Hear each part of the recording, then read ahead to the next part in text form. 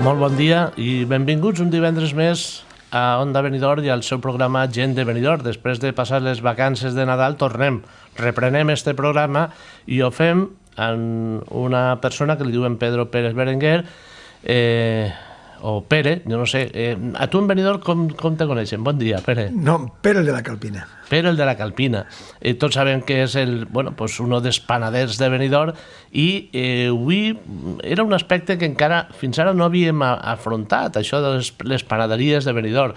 Tot el món de menuts en recordem de la del Furó, la de la Santíssima Trinitat o la de la Rosita i per supost també ara la Virgen del Sufragio. Pere, per a començar, conta'm-nos, on vas néixer, quan vas néixer, en quin carrer? Bueno, pues mira, jo vaig néixer en Benidorm en l'any 50, en el carrer Tomàs Ortuño, més definit no pot ser, i nada, pues ahí vaig començar, en canvi me'n vaig anar per a l'estació, però al final ha tornat als meus raïsos, que era Tomàs Ortuño. Bueno, de menut, on anaves? Al col·legi? Al col·legi Leonor Canalejas de tota la vida, i és el que ens hem vinculat sempre. Qui era la teva pandilleta d'amics? La pandilleta meua sempre han sigut, com he dit, els mateixos. Està Borrasca, està Joan Trompi, està Pepe el Tabarquí, estava Marítim, Benaloi, tota la junta de tots els amics de sempre. Perquè això, el col·legi, amics, els jocs que... On es feu? En el carrer? Normalment, sempre el joc que més habitual teníem era jugar al toc o a la navaixeta, i anaven unes vegades a la platja, altres vegades jugaven al col·legi, normalment, i el que més radicava sempre ha sigut el futbol. Sí, perquè tu també vas arribar a jugar en l'equip del Benidorm, en els juvenils. Per cert, quin equip aquell, no? En Simeón, no? Era Simeón. En Simeón Ferrer, allò va ser un disfrut total. Perquè vam estar un temps i allò, vam disfrutar com a cosacos perquè teníem un equip que era meravellós, tot ja que digo. Te'n recordes, no?, de l'alineació. Qual era l'alineació? Me'n recorde molt de Mindo, jo era lateral dret, teníem el germà de Simeón Ferrer, que era el central, teníem a Lluís Barra, que era també porter segon, i en capant davant en punta teníem a Tortoseta, que ja mos ha deixat, un gran tio, i en capant teníem els dos germans Mas, Ortega, Còrcoles, tots això també van ser de l'època de nosaltres. Vaig equip, no? Home, la veritat és que teníem un equipasso. I en Simeonet és que disfrutaven com a entrenador, era autèntic. A Simeón l'han tingut així en aquest programa també, i contava algunes anècdotes. M'imagino que d'aquest equip també jugàveu ja en alguna categoria federada, no? Sí, normalment estaven jugant en la categoria federada. Entonces no havien categories com està ara, primera, segona, simplement eren regionals. Entonces nosaltres jugàvem des d'Alacant, recordo haver anat hasta Múrcia i hasta València. Era tota la zona que teníem. Com us desplaçàveu? No, moltes vegades en cotxes. Quan no podia ser, ens dedicaven al cotxe. Sempre teníem un taxista de la vila que li llamaven el Quartero o... No, no recordo molt bé, que l'home era el que ens feia un preu especial i sempre ens duia. Tenia un taxi familiar i per ahí ens desplaçaven. Molt bones anècdotes. Després tu continues estudiant fins a acabar lo normal? Fas alguna cosa més? No, vam acabar per lo mateix. Tots vam acabar en estudis primaris i no va haver res més. I cada un després se va dedicar a treballar en el que podia. Claro, en el cas meu, mon pare era panader i l'home va pensar que el millor que podia donar-me la panaderia i això va fer. Joan va ser barber des dels 12 o 13 anys i seguís barber. I així, com vinga dit, tots per la mateixa línia. Alguno inclús està en la banca. Bueno, sí, tenim alguno que mos se'n va eixir, com és Pepe el Tabarquí i Lluís Barra, que se'n van anar a la banca. Però, bueno, i com era la panaderia en aquella... Estem parlant dels anys 60 i tants, no? Sí, sí. 60, 65... Home, la panaderia entonces era esclava total. O sigui, la panaderia ha sigut un ofici que, si hagueren seguit en aquestes tradicions, no mos quedaria ni un panader. El que passa que ha vingut l'evolució i al vindre l'evolució ha canviat totalment la panaderia i qualsevol xicón pot ser panader. Però, vamos, si hagueren seguit en l'època aquella, jo te garantís que no menjaríem pa. Ja, bueno, sobretot perquè primer, no havia electricitat, havia encara forn de llenya. Forn de llenya. I hauria que estar primer posant la llenya, després estar tota la nit. Havia que omplir-la per l'esprar perquè secara ben seca dins de la hornilla del forn, i en canvi ja a les 4 o les 5 del matí li pegaves foc per començar a coure a les 10 o les 11 del matí, i en una condició també roïn.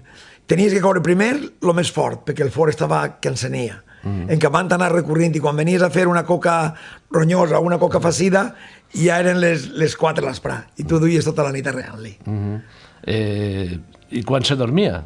Pues verdaderament jo puc dir que jo dormia de 4 a 1 i vegades que no arribàvem. I quan venia època de comunions i tot el jaleo, pues jo vinc a dir que no dormíem. No dormíem, era damunt de les taules, allí becàvem, i damunt de la pala, allí becàvem. En Benidorm, com dic, havien d'eixa època 3 o 4, no? Sí, bueno, mon pare que va estar treballant en la Rosita, tenia la Santíssima Trinitat, i els furons, els dos, tant furó de la carretera com el de la plaça Calpi. Eren els forns clàssics del poble.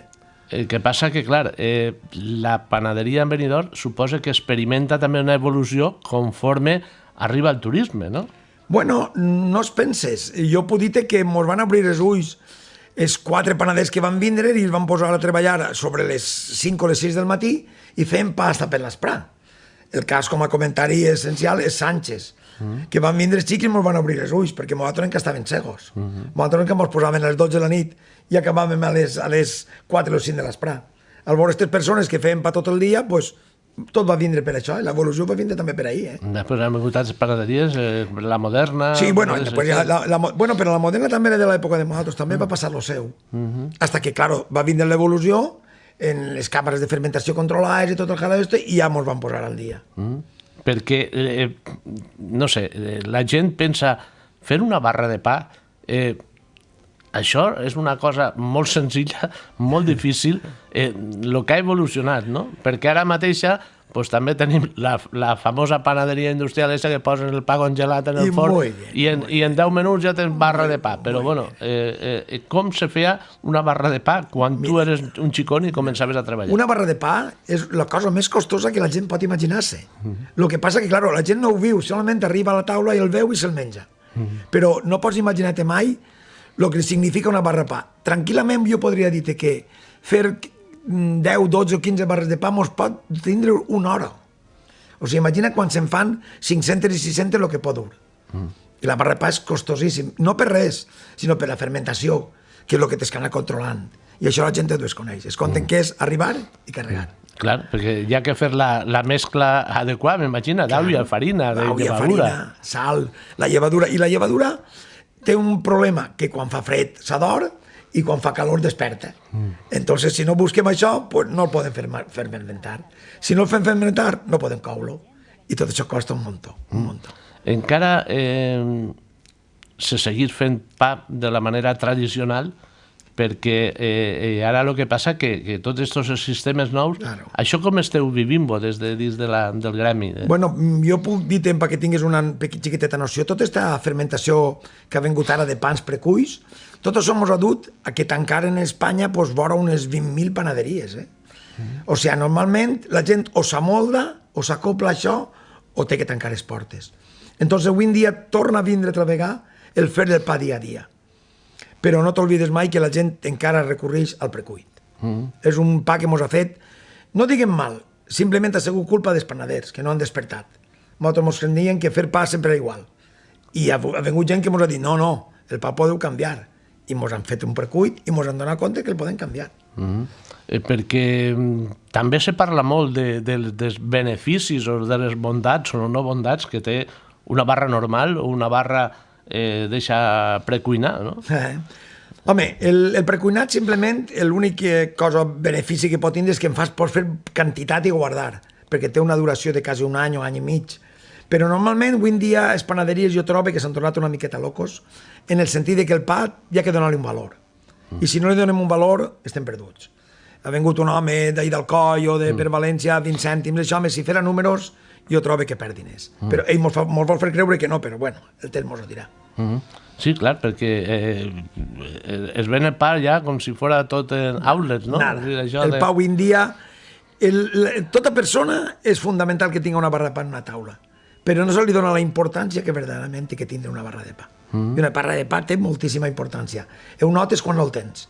Quan no el tens dius, ostres, un trosset de pa ara. Ahí és quan es nota el que val una barra de pa. Perquè jo recorde, per exemple, a ma abuela, que dia que amassava, feia el pa, i potser la barra durava 2 o 3 dies o 4, i se'l menjaven i no passava res. No passava res. Perquè el pa estava igual de bo. Igual de bo. La diferència és que l'altre, quan t'ha passat 3 hores, pareix una goma, no? En vez d'una barra de pa. Tot això no mos du res més només que les presses. Les presses, la gent arriba un moment a ta casa a comprar-te una barra de pa i mai en la vida es pregunta, té una barra de pa calenteta? No en tens? Me'n vaig. Entonces tot això mos du això. La gent té pressa, la gent no vol esperar i s'han d'endur el que hi ha. I ara avui en dia tenim la moda i es donem el que hi ha. Sempre calentet. Bé, anem a tornar arrere, perquè a mi el que m'agrada en aquest programa sobretot és tratar el tema de com era Benidorm, què se feia en Benidorm, i avui a través de la vessant de la panaderia. D'aquell Benidorm dels anys 60, 70, què és el que més agrada, diguem, recordes? Home, totalment agrado recordar el test d'antes en el tema de l'ofici de nosaltres, perquè la gent venia a ta casa i venia a coure pastes i venia a coure coses que tu apreciaves un muntó sense ningú problema i la gent mai tenia pressa. La gent sempre estava tranquil·litzada, pausar. Avui en dia anem com és a motos i això no pot ser. Això és una de les històries, no? Perquè la gent utilitzava les panaderies per a coure el que ells havien preparat, la seva coca, seva coca farcida, la seva coca a la calda... Sí, o els pastissos de moniato, els mantecaos, tot això. I això se feia. Jo encara recordo de menut veure les dones per el carrer en en els llandes. Sí, senyor. Muy bien. De tota la pastisseria, diguem, autòctona de Benidorm, hi ha alguna que podem dir, això és Benidormer 100%? Sí, home. I ara anem a l'època d'ell, el bollo de Sant Blai. Això és Benidorm 100%. I jo sóc un dels que procure cuidar aquest bollo a mort. Perquè trobo que és l'únic que mos queda i mos defineix en el poble de Benidorm. Perquè puc dir que no n'hi ha en cap de puesto d'Espanya que facin el bollo de Sant Blai. Sí, perquè estem acostumats a veure tarta de Benidorm, no sé què, però són coses que s'han inventat i tal. Però és que realment el bollo de Sant Blai, i t'ho dic per experiència, portat a 3 llocs, diu, xique bo, això què és? Sí. Com es fa? Així és. La veritat és que és una de les coses més tradicionals que tenim i jo penso que fins inclús les entitats municipals del poble devien d'haver cuidat una miqueta aquesta cosa. No ho demanen mai com a, diguem, una cosa per fer diners, no. Simplement cuidar-ho i promulgar-ho i que no es fera diguem, a discreció o mal fet. Això tenien que haver-ho cuidat una miqueta. Trobo que ahir mos han descuidat una miqueta, perquè no tenim més tradicional que el bollo de Sant Blai. Això és una cosa, com diria jo, Pere, com la paella, no? Tot el món fa paella. Claro. I fan paella estan al món, digues. Sí, estan al món, digues. Però realment el bollo de Sant Blai tampoc té molts secrets, és mel·la, sobretot, farina... L'únic secret que té el bollo de Sant Blai i el curiós del bollo de Sant Blai és la farina d'Axa. Avui en dia què ocorreix? Avui en dia la gent no es molesta en buscar una farina d'Axa bona. Qualsevol farina d'Axa que li donen, el fa. I no, això no té res que veure. Té que fer-se farina d'Axa bona. En la d'Axa d'antigament, en la que es cabien trossets encara de d'Axa dins de la farina, i tu quan te'l rosegaves trobaves algun trosset de d'Axa sense moldre i això és tradicional. Jo per notícia no és que vull que n'estò dir que jo m'alave, jo vaig a Muro del Coll a dur-me la farina perquè hi ha un home que li diuen Daniel que té un forn de moldre encara d'Axa. És l'únic que mos queda a la comunitat. Això tindria que ser algo, posar-li denominació d'origen. Sí. El bollo de Sant Blai tenien que haver luchat nosaltres per això. Claro, per què no s'ha fet? És dir, bollo de Sant Blai, denominació d'origen, bollo de Sant Blai de Benidorm. Sí. És una de les coses que jo sempre la duc damunt, de veure que s'ha fet la tarta Benidorm, s'ha apoyat en tots els aspectes, i sin embargo una tradició de nosaltres, com és el bollo, ningú panader, ningú no descansegut, tant d'antes com és d'ara, m'ho han cuidat el bollo de Sant Blai. No l'han cuidat mai. I és una pena, Com explicaries així breument com se fa un bollo a Sant Blai? És el més senzill del món. El més senzill del món perquè no du ninguna complicació. Tu tens metla, tens oli, tens farina dacsa, tens sucre i tens una miqueta de llima a ratllar i aconsegueixes un bollo de Sant Blai. Les quantitats pots fer-ho sense ningú problema perquè la pasteleria tot es regeix per quantitats. Però si tu poses tot a parts iguals, a excepció de la farina dacsa, que sempre només du una miqueta més i tens un bollo semblant de cine. Però farina dacsa bona, per favor. Bueno, pues una altra cosa és que me s'ocorrís també, perquè clar, la coca en si, la coca facida, la coca a la calda, això té una miqueta més d'extensió, diguem-ne, no?, en la comunitat. No, està clar. La de nosaltres, la clàssica és sempre, la ceba, tomàquet i tonyina, però la coca facida, com la coca a la calda, que en la Vila i la Llumà i en el Tea també, però normalment això està més estès. L'únic que tenien que haver luchat és per lo de nosaltres, que era el pollo. Lo de més que s'ha fet, com el pastisso de boniato, i aquestes coses són coses que estan esteses, i en totes les parts de la comunitat es fan. Però lo curiós, jo que he fet l'estadística de buscar en Espanya sencera, no n'hi ha bollo de Sant Blai en cada puesto. En cada puesto. I jo sé que tu ara també te dediques a l'ensenyament, no?, en el CDT. M'imagino que també es diràs als alumnes com se fan bollo a Sant Blai. No, ara el dia 3 de febrer en el CDT no es menja res més només que bollo de Sant Blai. El dia 3 normalment donem els menjars dia 3 cau dilluns, però 4 i 5 en el comedor del CDT, després per prendre cafè n'hi ha bollo de Sant Blai. Bueno, i hi ha molta gent interessada en això de la pastisseria? Bueno, el problema que hi ha avui en dia en la pastisseria és que la gent ho desconeix i la joventut vol. Però quan arribes tu i li tens que fer dur una sèrie d'apunts i coses per fer pasteleria, doncs la joventut, la veritat, jo per experiència pròpia, puc dir que l'any passat en un grup d'unes 24 o 25 persones en van treure 2. I no duem un promig molt gran de pastelers que quan isquen al carrer vulguin incorporar-se. En la pasteleria, en el CDT, jo ho dic moltes vegades, el CDT no és real, això és irreal. Entonces, quan ixen a la realitat és quan es perd l'ofici. Ja, el que passa que, bueno, pues, hem parlat antes del turisme, no han tocat molt a fons. En el tema del turisme, el mateix que en altres coses, com en gastronomia, sí que s'aporta la vessant eixa de la gastronomia turística. En el tema de la panaderia, la pastisseria, no sé si igual no s'ha procurat... No s'ha cuidat. Puc dir tot tranquil·lament que no s'ha cuidat. En casa procurem tindre sempre les coses típiques, que la gent moltes vegades ve a buscar-te per les coses típiques, per exemple, com és el sequillo d'anís. Nosaltres en el mes d'agost en venem barbaritats, perquè la gent busca algo típic del poble. Sin embargo, no s'ha cuidat. Va haver un xic, molt despert, el que va crear la tarta Benidorm, que sent una cosa que no té res de nosaltres, però està ahí. I el turisme l'ha acoplat molt bé, molt bé, molt bé. Per això dic, perquè per què no? No sé, si ve un anglès així i pot estar un bollo de Sant Blai, m'entén? O qualsevol altra cosa. Sí, tenim un problema en el bollo de Sant Blai. El problema del bollo de Sant Blai és que donar-lo com el donem ara és impossible, perquè tenim un problema amb la farina dacsa. La farina dacsa és una farina que podreix molt fàcil. I a partir d'abril ja no poden tindre. O te la mantens congelar o no pots tindre farina dacsa. Entonces, normalment el bollo ja no en cuidem nosaltres el dur-lo per acabant, perquè ho haurem pogut fer congelant o fent d'alguna manera. Sin embargo, pues oferim altres coses. En este cas que t'acaba de comentar, la tarta Benidorm. I anem diguem, de la pasteleria dolça a la pasteleria salada. I el bollo a la paleta, que és una altra de les coses que... Extraordinari. Problemes, sempre de lo mateix. Tota cosa que duga faena, la gent no vol fer-ho. El bollo de paleta du molta faena, perquè amassar una farina dacsa és molt difícil. Entonces la gent que ocorreix, compra.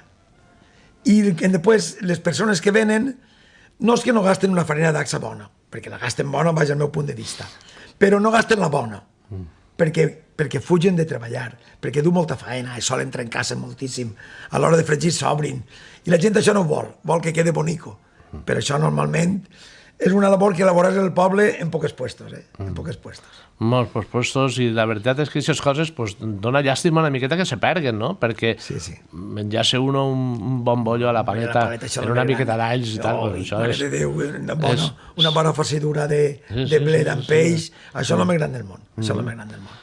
Però, bueno, la veritat és que haurà que anar buscant solucions, no?, per a algunes coses d'estes i que no mos hi perguen.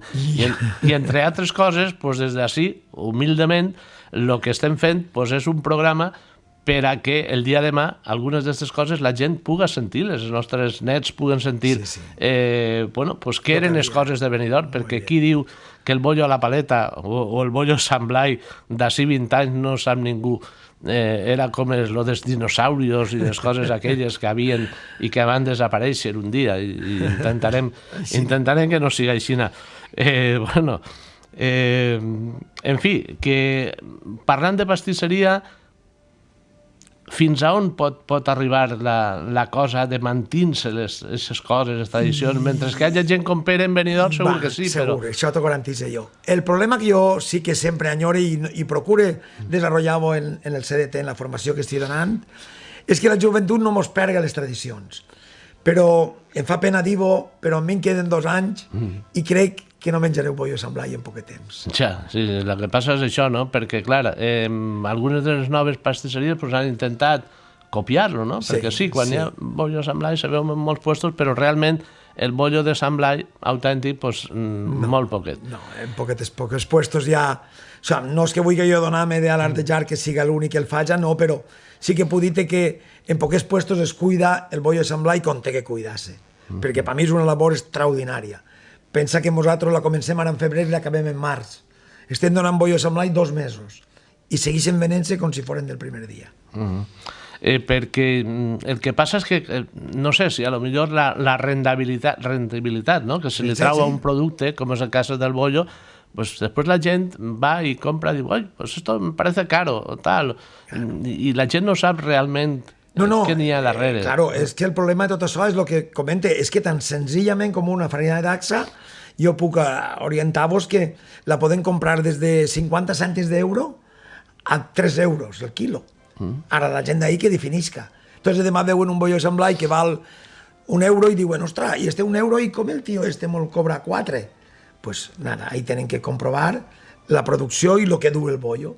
Simplement avui en dia la mel·la puc orientar-te també que este any la mel·la no la poden tocar, està per núvols. O sigui, esto alardeja que un bollo podrà eixir en 5 o 6 euros de venda al públic. Si no, és impossible poder fer. Clar, per això dic que són coses que moltes vegades pues, la falta de coneixement... Claro, és que tot recorreix a la falta de coneixement. La gent no es preocupa, la gent va i busca, i s'anomena molt la farina dacsa perquè és el que més. La poden comprar en 1 euro un quilo. I diuen, ostres, 1 euro un quilo de farina dacsa i ahí poden fer bollos a la paleta, o bollos Sant Blai, i el que m'ho rota la gana. Però d'ahí a lo que té que ser és un abisme. Clar, evidentment. No sé si tindrem que anar parlant d'altres coses també, perquè a mi m'agrada tocar molts temes. En l'aspecte de la joventut en Benidorm, perquè quan parlem des d'17, 16, 17, 18 anys, l'època de nosaltres, no? Parla de nosaltres perquè més o menys han sigut amics. Sí. D'aquella època també que distinta, no? Bueno, nosaltres som un grup d'amics, que tu, Vicent, també coneixes, que seguim reunint-nos tots els dissabtes i tots els diumenges a dinar i a sopar, I l'únic que enyorem és que aquesta conservació d'amics que van aconseguir en l'època del col·legi, quan teníem 7, 8 i 9 anyets, nosaltres som un grup que encara duem per acabant. I ahí estem.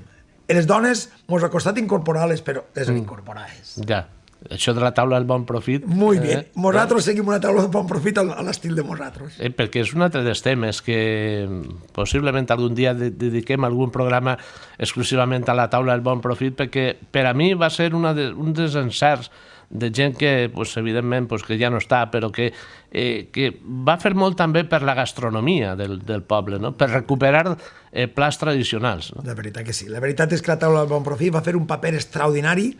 Ara ho desconec perquè m'ha desvinculat una miqueta, però no sé com anirà, però la veritat és que en els moments que es va crear, des de la Ramoneta van fer una feina extraordinària, ja calabalos, perquè aquesta labor va ser boníssima.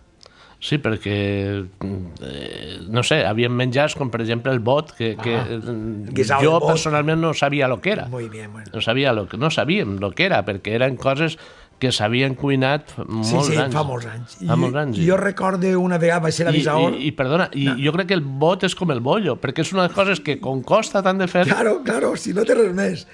Jo puc dir que una vegada a Bisaor vaig promulgar el guisao de bull.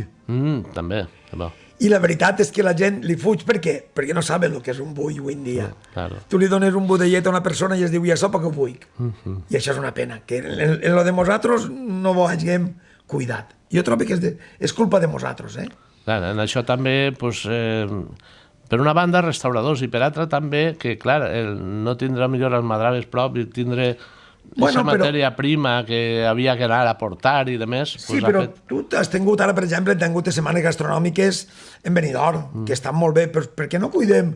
Jo no he vist ni una setmana gastronòmica en un guisao de bull o en un guisao de bot, i el peix està, i les tripes estan de la tonyina, i sin embargo no s'ha cuidat. Trobo que tenien que haver-se promulgat una miqueta més el preguntar a gent del poble, perquè s'orientaren una miqueta per on tenien que anar. Si a tu te diguera el teu menjar favorit, és dir, el que ja no parlem de pastisseria. Sí, no, està clar. Parlem de menjar. Si te posaren una taula amb diversos plats, aquí no te n'aniries directament. Jo sóc totalment forofo de la paella de conill i cigró. Jo sóc forofo. I puc dir-te també que en Benidorm, veig si veus alguna carta en la qual diga que tenen una paella de conill i cigró i magre. No la veuràs. Pues sí, la veritat és que sí. Sin embargo, per altres zones, lo que diuen la paella de conejo y caracoles... Muy bien, pues, muy bien. La paraula tens ahí en Pinós. Claro. En Pinós tu arribes a Pinós i no hi ha res més només que paella en conejo i caracoles. I sin embargo, Benidorm no. Pues efectivament, jo sóc també un forofo d'eixa paella. Bueno, i de postre? De postre tota la vida, en Benidorm s'ha menjat la carabassa torrà. Què passa? Que avui en dia l'únic problema que tenim és que trobar una carabassa bona no n'hi ha. O fet, en l'època, jo recordo en l'època que van començar en la pasteleria, els troncs que enrotllaven eren de moniato. No te s'ocorrís que donar a una persona un tronc de moniato que te'l rechaça. I sin embargo això no ho van cuidar tampoc. El tronc, el brat de gitano rellenat en moniato i damunt en xocolata o en llema d'ou, això era fabulós. Sin embargo s'ha perdut. Bueno, pues intentarem anar recuperant... Vull que luches per això. Recuperant tradicions i sobretot pues saber que hi ha gent encara en Benidorm que es preocupa de les seues coses i es preocupa en el tema, en este cas, de la pastisseria. Segur que a lo millor també en la gastronomia, pues, no sé, a lo millor per desconeixement o altres, possiblement, pues, és que tampoc queden tants restauradors dels antics. Els antics no en queden. Els antics no en queden, entonces hi ha que pensar que tot això es perd degut a que restauradors no n'hi ha dels antics. Paco Nadal el tenim ahir, l'home, si volien menjar-te una paelleta de conill i cigró, com hem parlat adés, el tenien en sa casa. Avui en dia està home acabat i ningú ha volgut seguir la seva tradició. Ningú. I entonces ningú s'ha preocupat per anar a preguntar-li a aquest home un guisao de bot, un guisao de bull. No. I entonces això es perd al final. A través del CDT també seria... En el CDT estem promulgant-ho, però la modernitat mos du. Jo m'agradaria molt que no sé si ens sentirà, però si ens senteix el director, m'agradaria que promulgara això que estem parlant, que fora capaç a fer unes jornades típiques del poble, perquè té formadors en el CDT que ho poden fer. Menjar autòctons. Els menjars autòctons, però no vull que ho faci sempre, tampoc no vull obligar-lo a dir-li que té que fer-ho de continu, però que es procure, no sé, un parell de mesets en l'any de fer menjar autòcton de Benidorm. O les jornades gastronòmiques. O les jornades gastronòmiques, però promulgades cosetes típiques del poble de nosaltres. Bueno, pues mos esgota el temps. Jo no sé la teua opinió. Jo, Anat, tinc de confessar que Anat pràcticament estem a ti. Pere, tens que vindre perquè al final el protagonista que tenia per avui s'ha demorat per la setmana següent, tens que vindre i va dir, vaig. No sabia a lo que venia.